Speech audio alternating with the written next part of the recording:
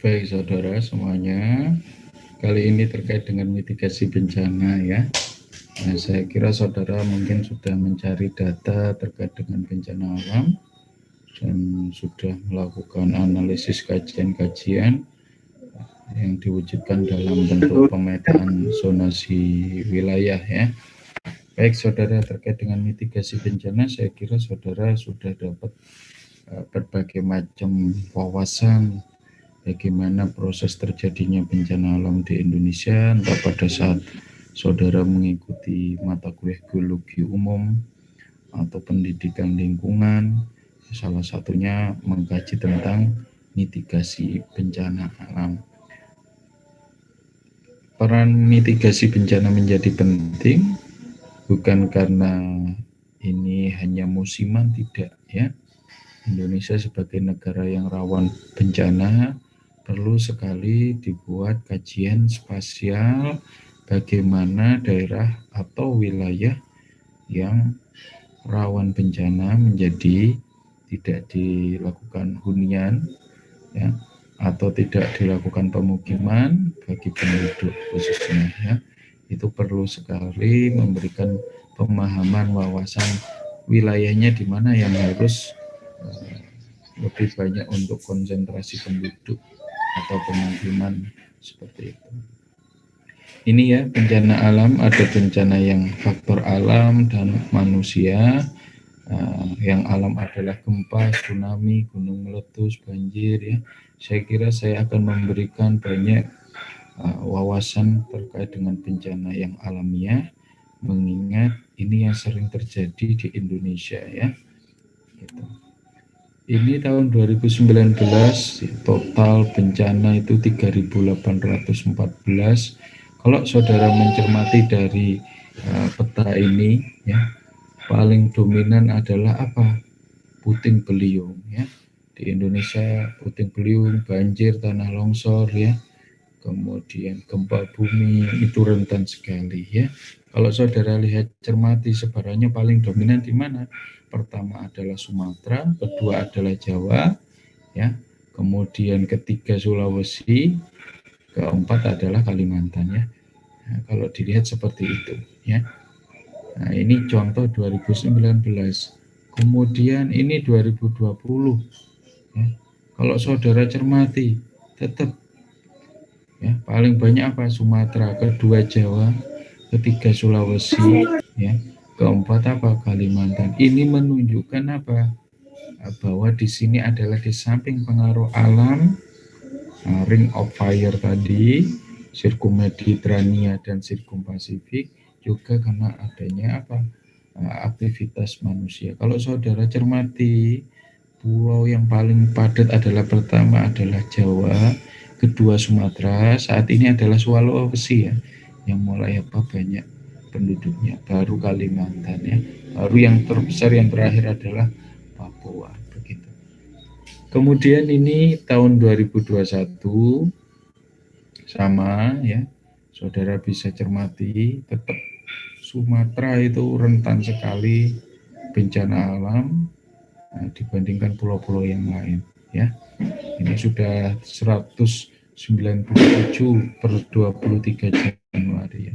Mungkin sekarang Maret akan lebih besar lagi. Kemudian ini ya, dalam penanggulangan bencana ada situasi-situasi yang perlu dilatih ya.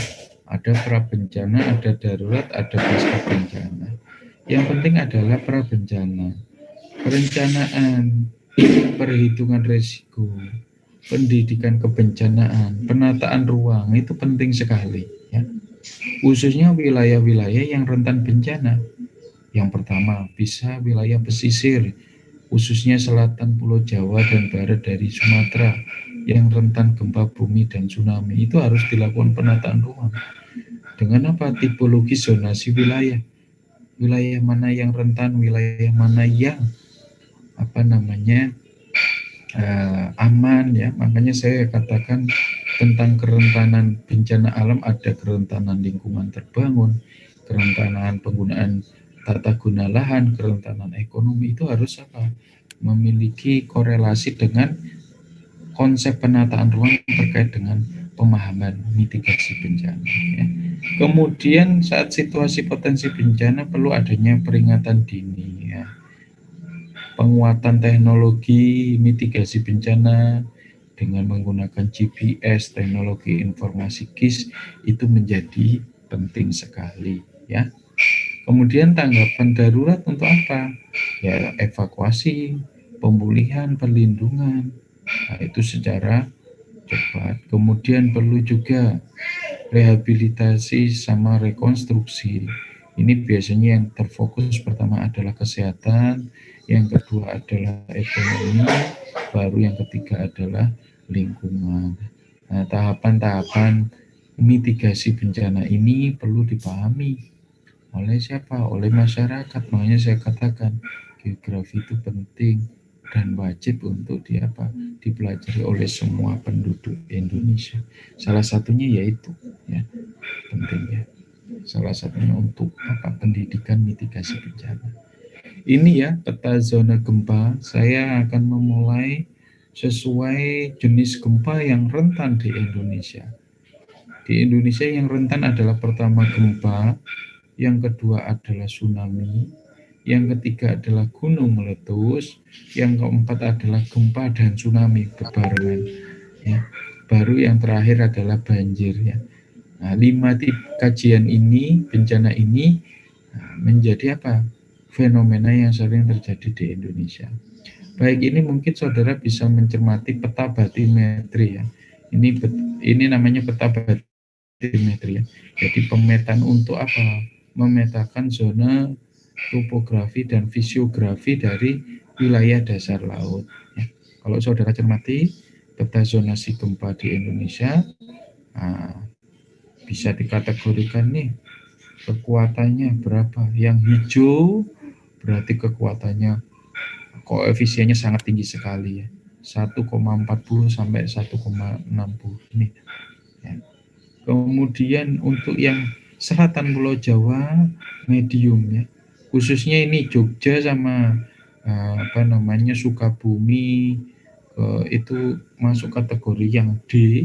Mengapa? Karena di daerah selatan sini ada sesar Cimandiri ya. Nah, itu berpengaruh. Kalau ini sudah jelas patahan Semangko ya yang membelah Sumatera itu. Kemudian terkait ini juga ada yang warna biru ya. Berarti terjadi gempa tapi tidak serentan yang di Jogja. Mengapa? Di sini ada sesar opak yang membelah dari pesisir laut ke daratan ya. Begitu. Kemudian kalau saudara cermati, Sulawesi ini rentan sekali. Nah, ini bagian dari sikum Pasifik.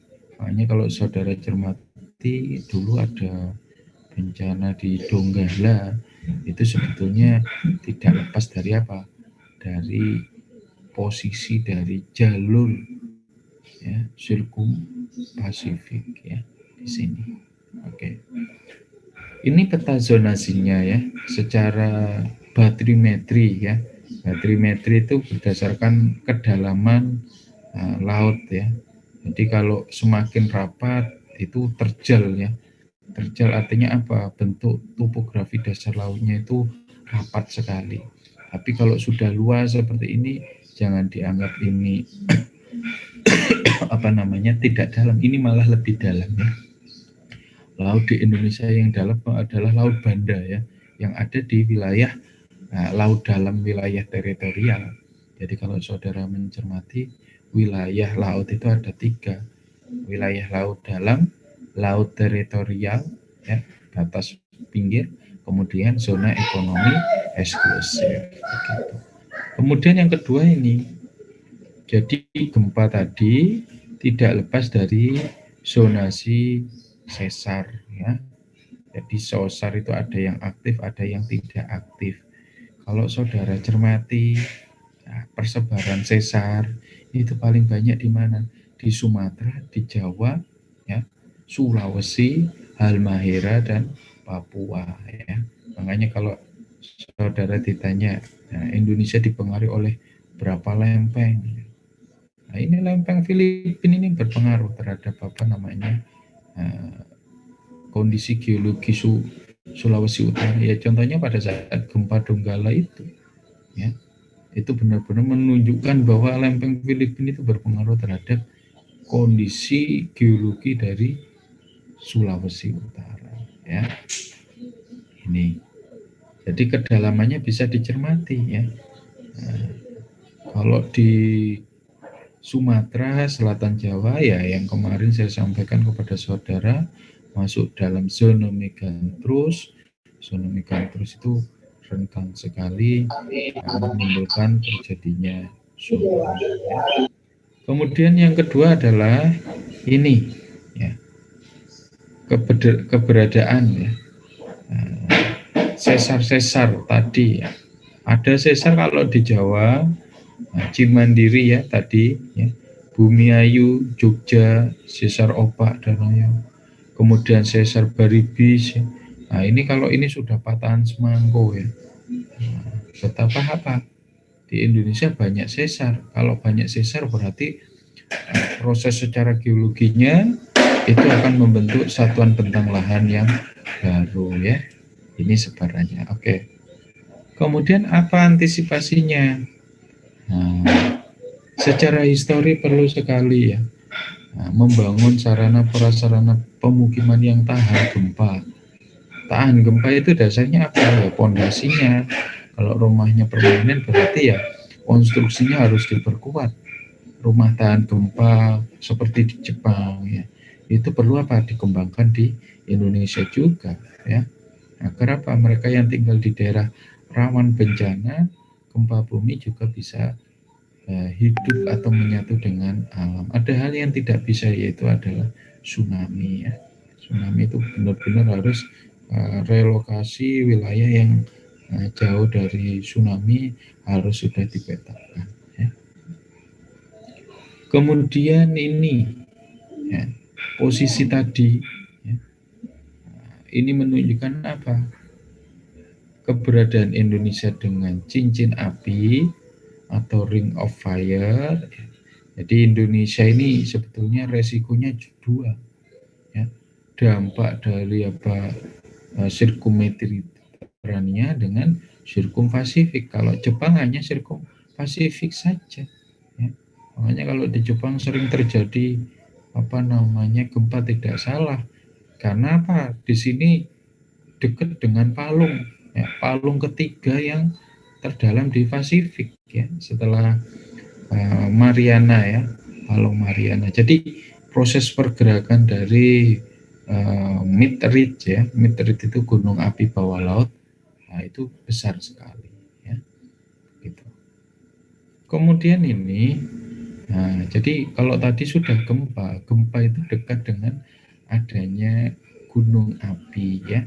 Kalau saudara cermati Sumatera, Jawa ya, kemudian sampai timur sana ya, NTB, NTT, Sumbawa, gunung api banyak sekali. Ya. Jadi resiko di wilayah ekspedisi ini bukan hanya gempa dan tsunami, tapi gunung api meletus. Ya. Makanya pendidikan mitigasi bencana wajib dipelajari oleh setiap penduduk, wajib dipelajari di jenjang sekolah. Ya. Nah, ini termasuk kalau saudara cermati Krakatau, gunung api tertinggi di dasar laut, ya. Untuk apa? Sirkum Mediterania itu sebetulnya. Nah, yang menimbulkan tsunami, saudara bisa baca jurnal terkait itu, ya. Kok bisa erupsi gunung api bisa menimbulkan tsunami, ya.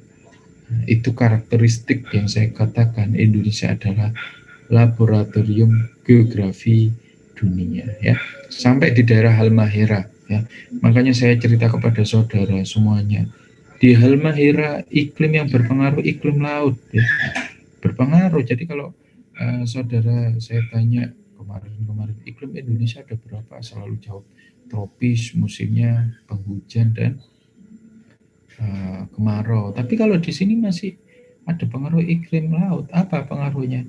Ya aliran arus laut yang panas dan ketemu dingin, yang biasanya di sini penangkapan ikannya lebih banyak. Kalau saudara tanya orang LIPI ya, riset-riset terkait dengan biota laut, keanekaragaman hayati paling banyak di sini ditemukan. Ya. Di sini mulai laut dangkal sampai laut dalam ya. Itu ya, dibandingkan di selatan Pulau Jawa, Samudra Hindia lebih banyak di daerah sini. Gitu, ya. Kemudian gunung api yang aktif ya. Jadi saudara bisa cermati. Nah, ini kemarin gunung Merapi, gunung kemudian gunung Semeru ya, sempat erupsi juga. Jalur-jalur ini jalur yang rentan. Penguatan pendidikan kebencanaan menjadi penting ya. Ini sebarannya dari USGS ya. Oke. Nah, tugas saudara sebetulnya inilah ya. Jadi membuat pemodelan ya. Pemodelan apa? Zonasi gempa. Nah, ini termasuk analisis buffer kalau dalam SIG ya. Disonasi sebaran yang aman di mana ya. Jadi saya harap saudara nanti membuat peta seperti ini ya. Paham ya? Jadi kalau bencana banjir berarti ya diukur dari hulu sampai hilir ya. Dari hulu sampai hilir. Di lokasinya sebelah mana saja.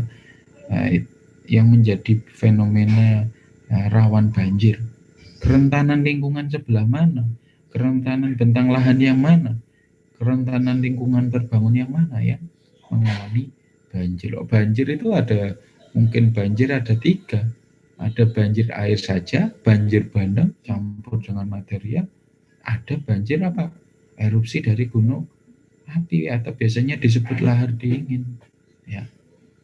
Jadi saya harap saudara membuat peta dari daerahnya masing-masing yang kemarin saya sampaikan. Kalau misalnya pernah ada erupsi ya saudara buatkan seperti ini. Oh ini daerah zona 1, zona 2, zona 3.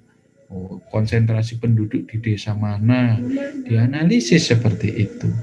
Ya kalau misalnya banjir, oh ini aliran sungai, penduduk paling banyak tinggal di daerah hulu dibandingkan hilir. Nah, ditunjukkan gitu ya. Paham ya?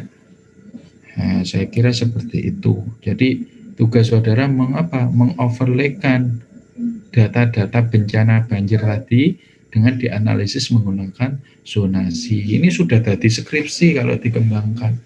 Tapi saudara hanya membuat peta untuk menggunakan metodologi lebih dalam. Kalau saudara mau lebih dalam bisa diriset analisis pemodelan geografi menggunakan apa? Analisis studi terkait hidrologi das ya. Bisa dilihat dari apa? Geologi dari sungainya, geomorfologi kanan kiri dari sungainya. Ya, kaitannya dengan apa? Bentuk sedimen. Jadi kalau saudara nanti membuat skripsi, nggak usah bingung, ya. Saudara nggak usah bingung. Mau meneliti dampak kerentanan bencana alam misalnya banjir, gimana dampaknya terhadap masyarakat atau gunung meletus terhadap masyarakat, silakan, itu boleh, ya, begitu. Makanya saya saranin saudara ikut seminar biar dapat gambaran ya. Saudara kan ini mata kuliah kelompok riset geografi terpadu ini. Nah, jadi saudara saya harap dari apa yang saya sampaikan ini bisa menghasilkan proposal. Nah, syukur-syukur ini saudara sudah membuat peta pemodelan ini, nanti kan tinggal diinterpretasi aktualisasi data primer saja. Ya, itu kalau misalnya apa? Banjir ya. Kalau gunung meletus ya zona siaga 1, siaga 2, siaga 3. Zonasi yang layak huni, tidak layak huni, jaraknya harus berapa, konsentrasi penduduknya di mana, dicermati bagaimana tata guna lahannya, topoknya bagaimana. Nah, itu yang berguna untuk apa? Membantu dalam mitigasi gunung meletus. Ya. Jadi dari sini ada 2 yang bisa saudara kaji, yaitu apa? Mitigasi banjir sama mitigasi gunung meletus. Jadi bisa juga saudara menginterpretasi kaitannya banjir. Bagaimana kondisi das di daerah hulu? bagaimana kondisi das di daerah hilir dan bagaimana kondisi das di daerah tengah. Itu perlu dibandingkan. Nah, makanya saudara ada hidrologi das dan danau. Nah, itu penting untuk dipelajari itu ya. Karena seringkali di Indonesia apa kaitannya dengan das, tambah tahun bukan tambah baik tapi tambah mengecil. Jadi terjadi banjir, dikeruk, bukan itu solusinya ya. Pembangunan lingkungan terbangun dan lain sebagainya itu juga perlu dipikirkan ya. Paham ya? Saya kira seperti itu yang harus saudara buat ya. Jadi bukan hanya peta yang sederhana tapi gunakan analisis seperti ini. Jadi ada daerahmu, kalau daerah Gunung Meletus ya dibuat seperti ini, kemudian dianalisis konsentrasi kepadatan penduduk di mana, tata guna lahan yang paling banyak apa, kondisi fisiknya bagaimana, ketinggian tempatnya berapa ya. Kemudian ini tsunami ya. Yang ketiga ya, zona-zona yang rentan tsunami ya. Banyuwangi itu rentan tsunami ya. Gerajakan itu pernah mengalami tsunami. Watu Ulo itu pernah mengalami tsunami ya. Bekas-bekas saja. Tapi kalau yang paling rentan adalah di daerah Sumatera Aceh ya, yang paling rentan sekali ya, karena ini apa, fokus dari patahan benua ya. Nah, patahan Semangku membentang di sini rentan sekali. Jadi intensitasnya lebih tinggi di daerah apa? Sirkumediterania ini ya, dibandingkan apa? Yang lainnya. Ya. Apa Alvina ini nyoret-nyoret ini? Kemudian peta terdampak tsunami ya. Terdampak tsunami itu bisa dicermati juga. Jadi wilayah mana saja. Nah, kalau saudara cermati ini yang rentan tadi saya sampaikan. Pendidikan mitigasi bencana di sepanjang sini, ya, selatan barat ya, saya katakan barat Sumatera, selatan Jawa, sampai Nusa Tenggara Timur, Sulawesi Utara, Halmahera, Papua, ini harus digalakkan untuk apa, pendidikan mitigasi. Oke, ini serinya untuk apa? Mengantisipasi terjadinya bencana. Perlu ya stasiun apa namanya pengamatan bencana ya, itu harus dikembangkan.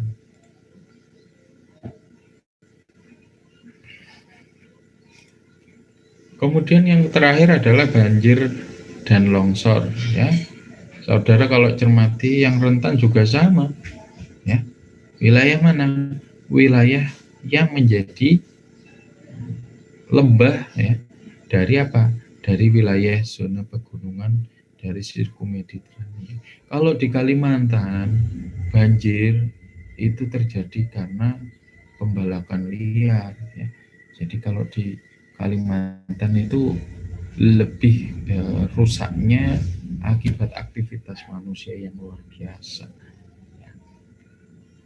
Ada sebulan ini Kalimantan itu dieksploitasi beritanya kaitannya dengan adanya apa namanya bencana banjir itu ya. Gitu. Kemudian ini ya, jadi kerawanan bencana banyak sekali bisa dilihat ya, potensi-potensinya. Gitu. Apa yang harus dilakukan? Komunikasi, mitigasi, kesiapan, tanggap darurat, itu penting sekali. Jadi bencana itu bisa diantisipasi kalau masyarakat sama pemerintah bersinergi ya. Kita juga mau. Ini mitigasi bencana. Jadi tsunami, gunung meletus, longsor. Solusi bagaimana? Tsunami nanam mangrove. Nah, itu ada fungsinya. ya. Hutan mangrove itu bukan untuk ditebang, tapi harus dijaga. Itu untuk mengurangi abrasi dari gelombang air laut. Di samping itu apa? Untuk membantu proses pengendapan sedimen, ya, yang nantinya akan menjadi daratan, daratannya akan maju. Begitu. Selama nggak ada apa namanya mangrove, proses bencana akan lebih rentan. Ya. Jangan dipikir mangrove itu nggak ada gunanya, ada gunanya. Kemudian kalau hutan longsor ya penghijauan kembali. Ya. Kalau gempa ya membuat rumah tahan gempa. Rumah gading itu sebetulnya rumah tahan gempa. Ya. Rumah joglo Jawa yang lama itu sebenarnya rumah tahan gempa. Artinya apa? Indonesia sebetulnya sudah memiliki teknologi rumah tahan gempa, walaupun itu tradisional. Ya, gitu. Kemudian kalau gempa bumi adalah gunung meletus adalah perlu adanya penyuluhan. Ya. Jangan sampai ini kalau yang bisa dicermati itu adalah gunung meletus, bisa dilihat potensinya gempanya, ya, proses intrusinya, berapa tekanannya. Jangan sampai seperti Mbah Marijan yang nggak mau dievakuasi bersikukuh. Kita itu harus bersahabat dengan alam, bukan menantang alamnya. Kalau alam sudah berbicara ya nggak bisa apa-apa, saudara. Gitu ya. Kemudian perlu ini ya, proses pemetaan, zonasi bencana, melalui apa? Riset, melalui apa? Pengabdian kepada masyarakat, dengan memberikan sosialisasi, memeriksa data, memeriksa kerentanan, ya, dengan apa? Sosialisasi. Gitu ya. Baik, dari sini ada pertanyaan, silakan kalau ada pertanyaan. Jadi tadi ya saya sampaikan tugasnya saudara adalah membuat pemodelan kaitannya dengan geografi ya. Pemodelan geografi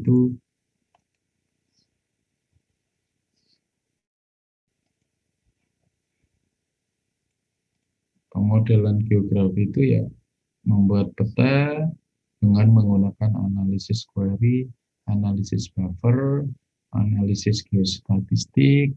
Nah, itu sebetulnya apa untuk apa?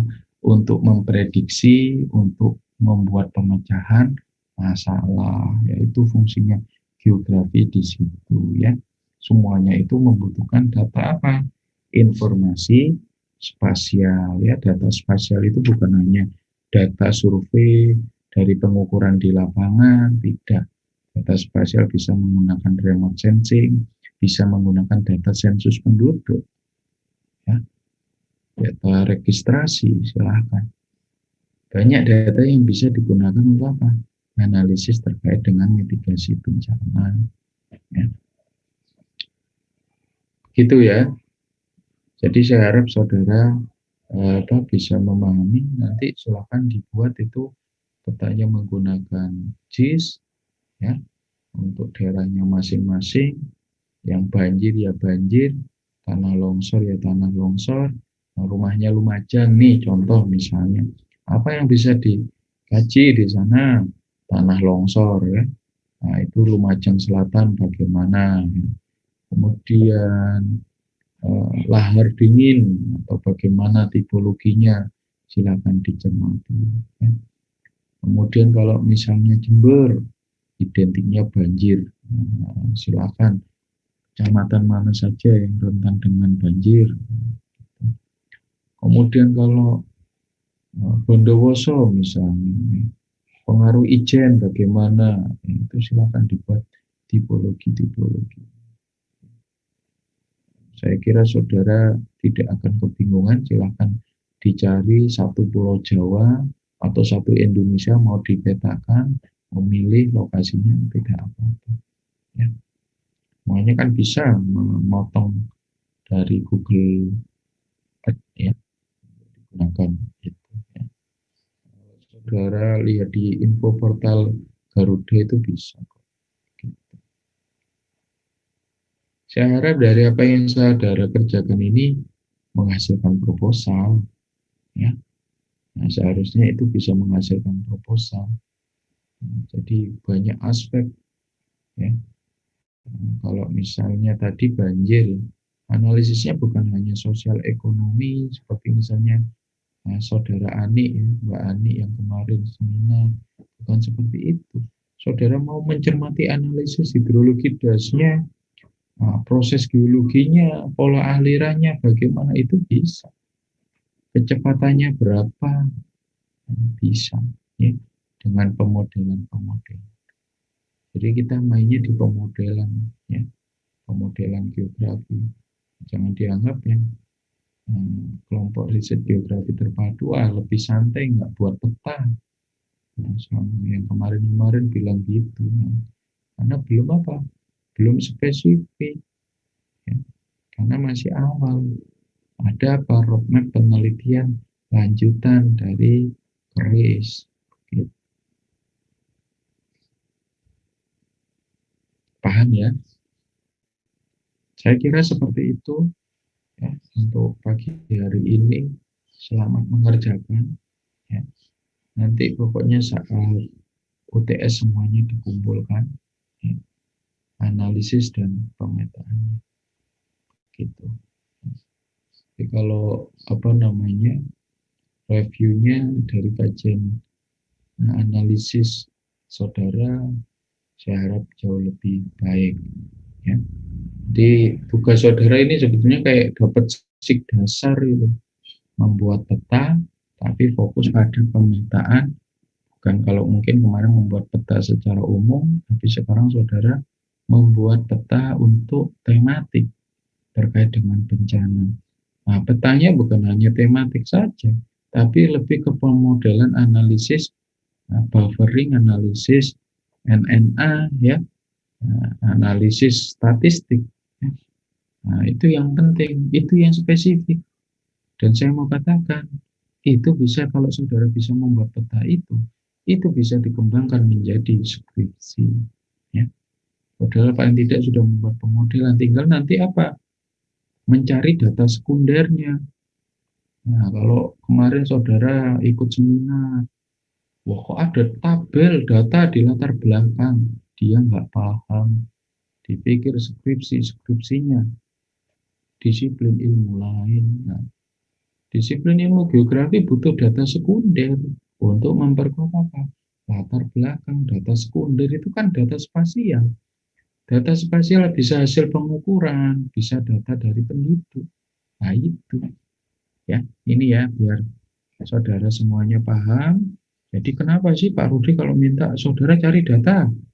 Karena itu yang digunakan data spasial itu ada dua, data yang pengukuran atau data penginderaan jauh dengan data hasil dari sensus itu ada. Makanya sekarang kalau saudara cermati penggunaan big data untuk apa smart city, smart ekonomi ya, wah itu kan muncul kan datanya, jumlah rumah sakit berapa. Ya itu sebetulnya itu pemodelan geografi dengan menggunakan apa? Analisis NNA dan konektivitas itu. Mana yang lebih cepat itu ya. Jadi saya harap ini menjadi skripsi ya. Kemarin Cacan apa namanya bingung apa harus pendidikan bebas, yang penting kalian bisa mengerjakan ya. Ada yang bilang oh itu murni nggak ada kaitannya dengan pendidikan, ya orang tidak paham. Saya katakan gitu ya. Jadi pendidik ada kemampuan pedagogik ya. Pedagogik itu guru itu juga geograf. Kenapa? Pengetahuannya juga harus kuat. Bagaimana kalau pengetahuannya tidak kuat membelajarkan kepada siswa? Kunci mengajar geografi itu malahan pengetahuan geografinya. Ya. Jadi itu bukan pedagogiknya. Makanya orang-orang geografi ngajarnya nggak pernah di lab, jarang sekali. di kelas, ya. Bahkan lebih suka Pak di lapangan, real kontekstual itu yang dicari. Karena kita terkait dengan bentang alam dan kebudayaan. Ya. Jadi siapa yang sudah punya konsep proposal skripsi non pendidikan dilanjutkan, ya Pak Rudi ngomong dilanjutkan, nggak ada batasan harus apa pendidikan. Bahkan sekarang itu kalau ngomong level KKNI, saudara itu levelnya 6, kalau mau jadi guru level 7. Nah, ikut PPG baru ada pengembangan perangkat. Nah, Pak Rudi ada dasar ngomong gitu. Ya, Pak Rudi ngomong apapun kepada saudara ada dasarnya. Termasuk MBKM, Merdeka Belajar Kampus Merdeka. Sekarang fokusnya apa? Fokusnya lebih pada keilmuan dan aplikasinya. Ya. Jadi yang sudah punya konsep mungkin kayak kemarin Cacan, mana Cacan ini?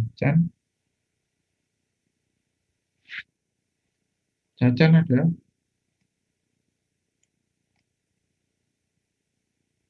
Cacan? Nggak ada? Bukan kelas ini kayaknya Bapak. Hah? Bukan kelas ini. Bukan kelas ini? Ini keris SIG Bapak. Oh gitu.